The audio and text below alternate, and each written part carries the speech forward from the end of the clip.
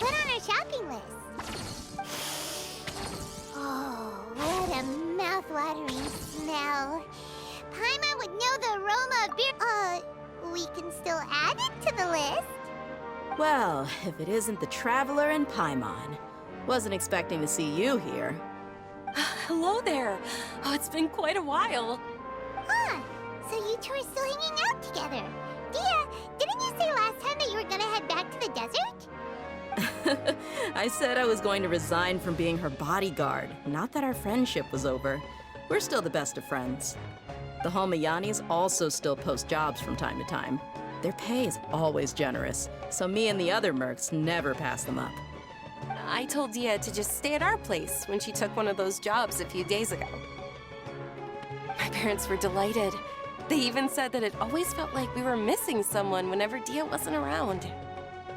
That sounds like something they would say, all right. They're always so welcoming. Anyway, the job is already taken care of, so I was gonna head back to the brigade as soon as I finished a little shopping. But the master kept insisting, and I ended up staying for another day. You can stay for as many days as you want, Dia. Father hasn't even gotten around to treating you to his best dishes yet. You know I'm not the kind of person to stay put in one place like that, my lady. Don't worry, though. There'll always be next time. What? She said they'll treat you to the best dishes! Paimon can't believe you can still refuse that! But wait. Didn't you say last time that you would take me on a trip to the desert? Why don't you just take me with you today, when you leave? There are so many places I still haven't visited yet. I'm sorry, my lady, but no can do. There's still a few things I need to take care of back at the brigade. Besides, the desert hasn't exactly been the most peaceful place lately. Oh, come on. Not this again. That's also what you said last time and the time before that. I know, I'm sorry. Just give me some more time, and I promise I'll plan the best trip ever for you. All right, fine.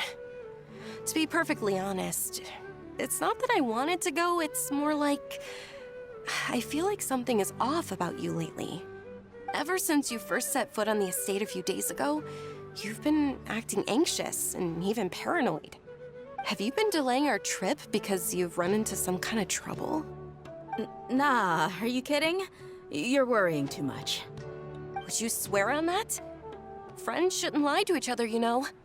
I wouldn't pry any further if you're willing to swear on what you just said.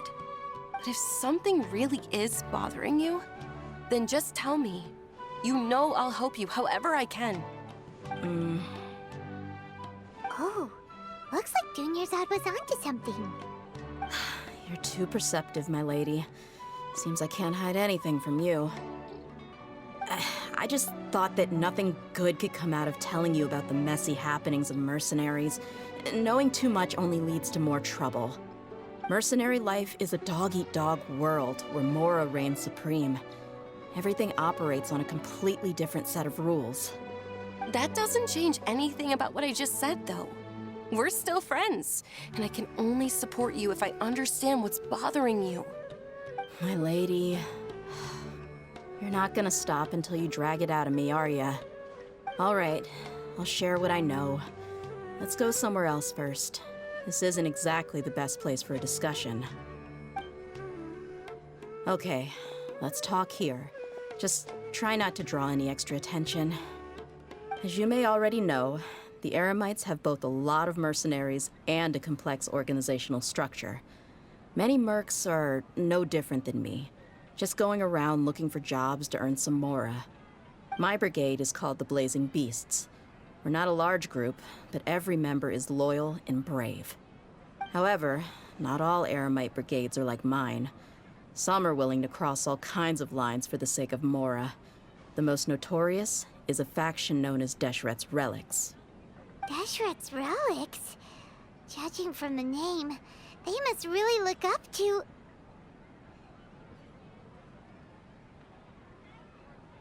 Yep, you got it.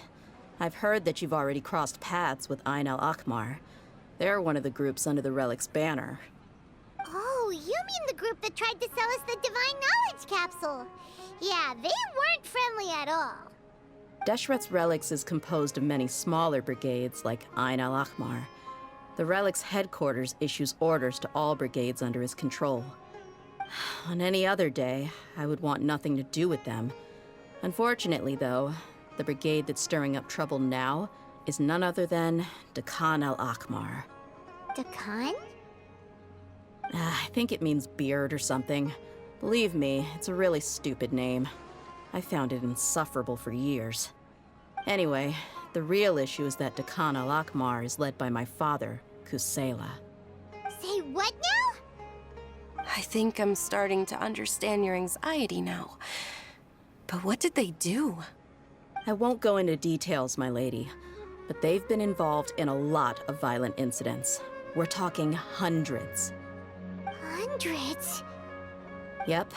The scenes tend to be quite gruesome, too. They strip the victims of all their valuables before murdering them. Not only have they targeted merchant caravans and ordinary citizens, but other mercenary brigades as well. That's beyond terrible. They won't even spare their own kind. I don't know how Deshret's Relic sees it. All I do know is that Dakan al-Ahmar has become more and more aggressive over the last few years. If I don't do something about them, then even my brigade or the people of Aru village could become their next target. I just wish I knew what's driven him to do this. Yeah. How can your father do such terrible things? I don't know. People change. He's always been pretty pathetic. But at least in the past, there were still a few lines that he wouldn't cross. That's setting the bar pretty low. I mean, if he was even remotely decent, then why would I have to leave the brigade and cut all ties with him?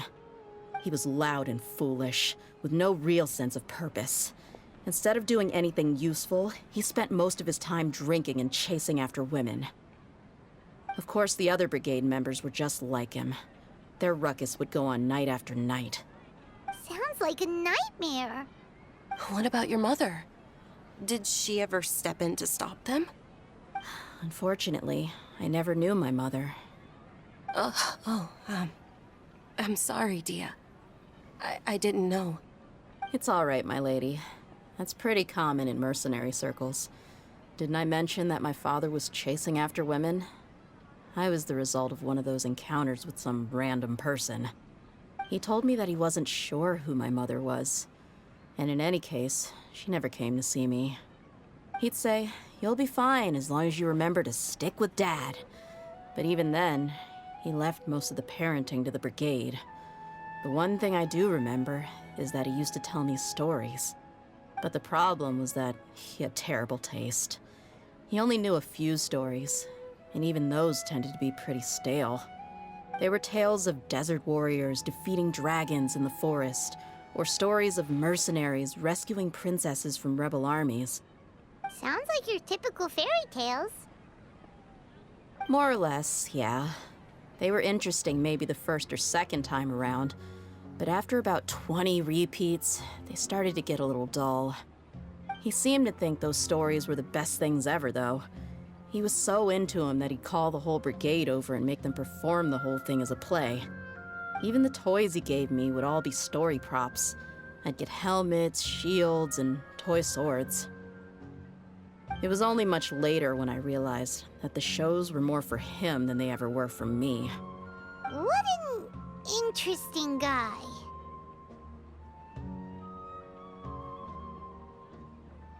Yeah, I've always found him pretty childish, but that was something I could just shrug off. I had no reason to despise him. Until I grew up and learned the true face of Deshret's Relics for myself. Looting, blackmail, violence, and fraud. They not only accepted such heinous acts, they would even openly boast about them. No one in the brigade was any kind of hero. Instead, my father and his cronies were more like the bad guys that needed to be taken down. Did they really think that as long as they didn't do any of that stuff right in front of me, I would never know? I think I can understand your feelings. The difference between perception and reality must have hit hard. Yeah, but don't worry, my lady. It's all water under the bridge to me now. I had a huge argument with my father and left that place behind for good. I'm not investigating them due to any bitter feelings I still have towards my father. I just want to protect those that are close to me. Yeah, I told the boys to gather as much information as they could. Most of the reports concern violent incidents, but there's also some talk of smuggling. I see. But isn't this investigation incredibly dangerous? It is, but every mercenary lives life on the edge. It's a lifestyle that I enjoy. That may be true, but it'll be impossible for those who care about you not to worry. Well, now you get why I didn't want to share any of this with you. What should we do? They both have valid concerns. Huh? But there's no need for you to get caught up in this mess, too.